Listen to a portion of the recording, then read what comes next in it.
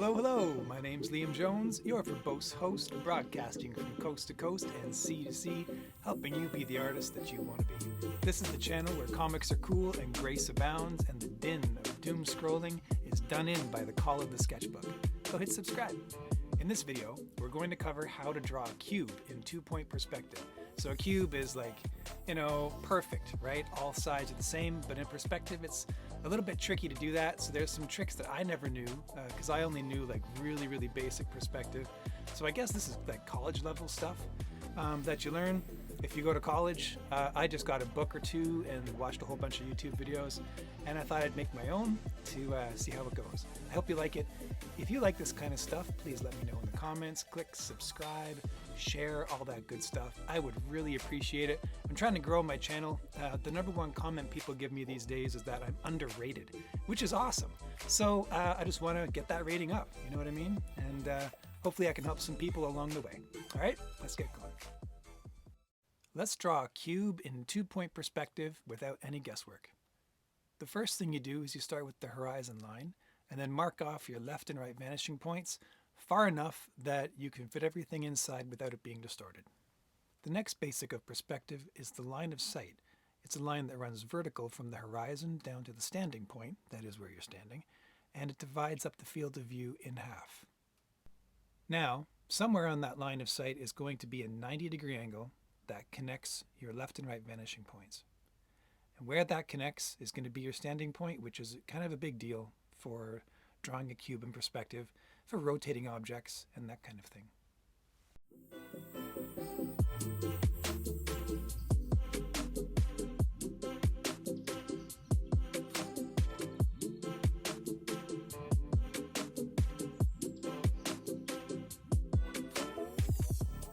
Now that we've got the horizon, the left and right vanishing points, and the standing point determined, we're going to find the center vanishing point. That center vanishing point is 45 degrees between the left and right vanishing points, running off of the standing point up to the horizon. In this case, the center vanishing point is just off of the line of sight. We're going to skip the cone of vision for this example and just make the cube small enough to fit in between the left and right vanishing points without getting distorted. With the basic setup, we'll start drawing the cube.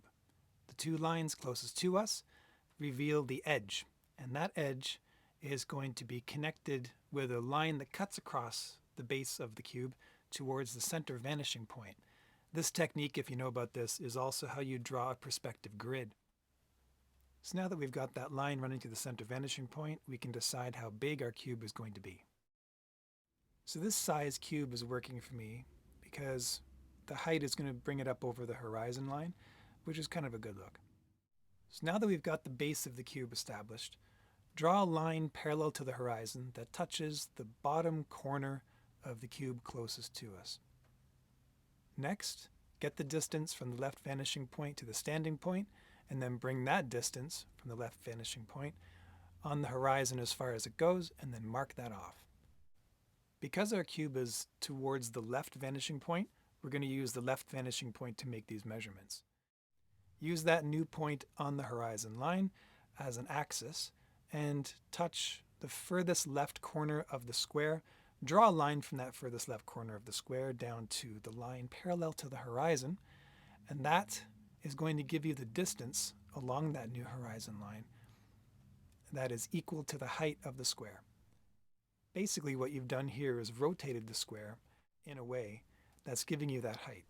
So now we have our width, length, and height and can finish out our cube.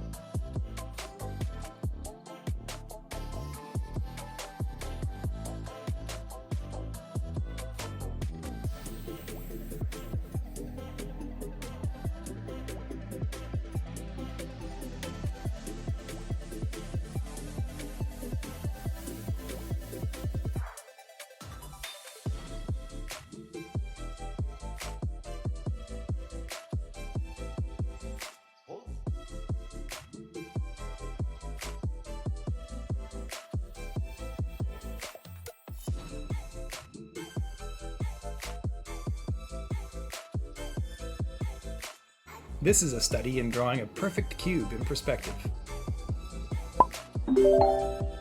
Could be like a drone 5 miles off the coast of Virginia, or perhaps a Borg ship with a sphere inside of it and a shelf, because that's intimidating.